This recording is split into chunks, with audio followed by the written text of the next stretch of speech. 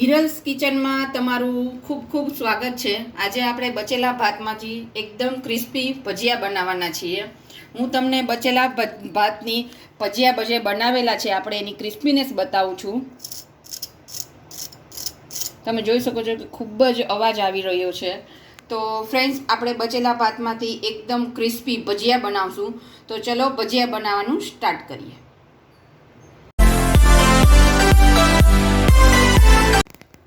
Friends, આજે આપણે બચેલા ભાતમાંથી મસ્ત ભજીયા બનાવશું એકદમ ક્રિસ્પી।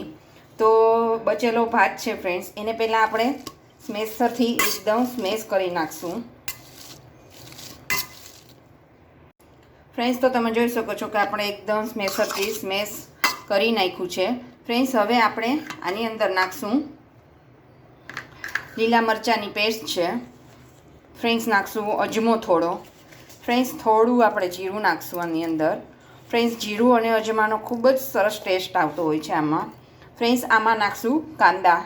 ફ્રેન્ડ્સ, તમારી પાસે ગમે તે વેજીટેબલ હોય તમે એમાં નાખી શકો। ગાજર છે, મકાઈ છે। ફ્રેન્ડ્સ, આમાં નાખશું આપણે બટેટા। ફ્રેન્ડ્સ, બટેટાને મેં છાલ ઉતારી નથી, છાલની સાથે જ મેં બટેટા કાપી નાખ્યા છે। ફ્રેન્ડ્સ, છાલ પણ શરીર માટે ખૂબ જ ગુણકારી હોય છે। તો બચ્ચાઓ છાલ ખાતા નથી બટેટાનું શાક બનાવી એમાં પણ, એટલે મેં અંદર નાખી છે છાલવાળા જ બટેટા સુધારી નાખ્યા છે। ફ્રેન્ડ્સ, આની અંદર આપણે નાખશું ધાણા। ફ્રેન્ડ્સ, હવે પહેલાં આપણે આને બધું મિક્સ કરી લઈએ। ફ્રેન્ડ્સ, તો આપણે બધું મિક્સ થઈ ગયું છે। ફ્રેન્ડ્સ, હવે આની અંદર આપણે મેજિક મસાલો નાખશું।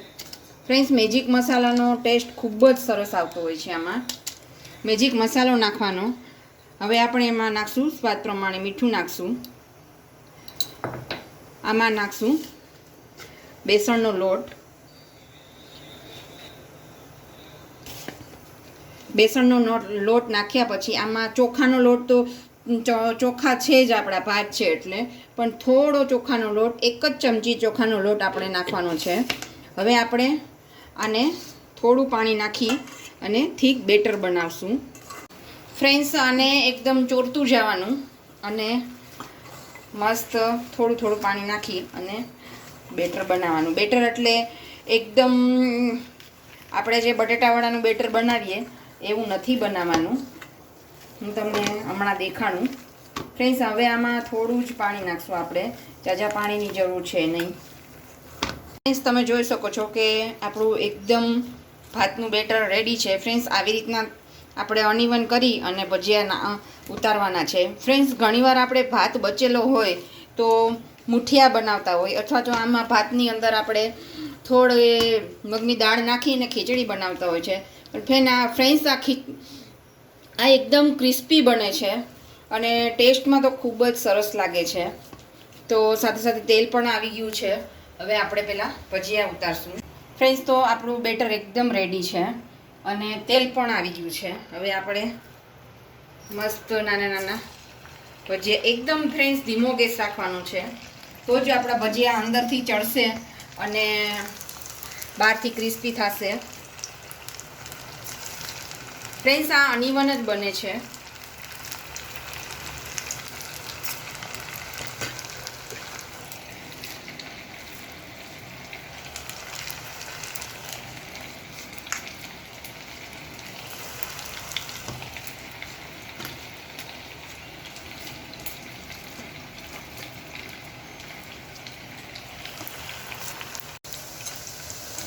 ફ્રેન્ડ્સ, તો તમે જોઈ શકો છો કે એકદમ ક્રિસ્પી થવા માંડ્યા છે।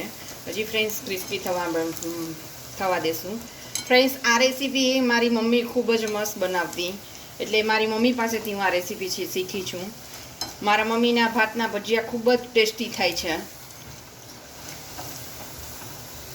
ફ્રેન્ડ્સ, આને હજી આપણે થોડા ક્રિસ્પી થવા દેશું। ફ્રેન્ડ્સ, તો આપણા ભજીયા એકદમ રેડી છે। હવે આ ભજીયાને ટીશ્યુની ઉપર રાખી અને આવી રીતના પ્રેસ કરવાના।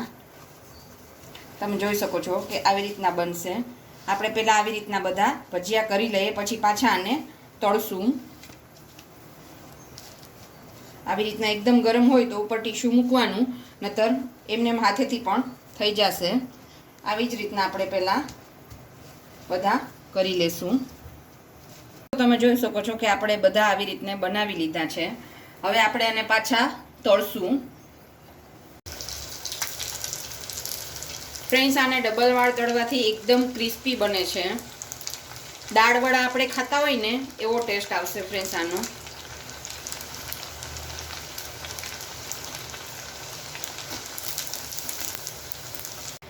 ફ્રેન્ડ્સ, તો તમે જોઈ શકો છો કે એકદમ લાલ થઈ ગયા છે. હવે આપણે આને કાઢી લેશું.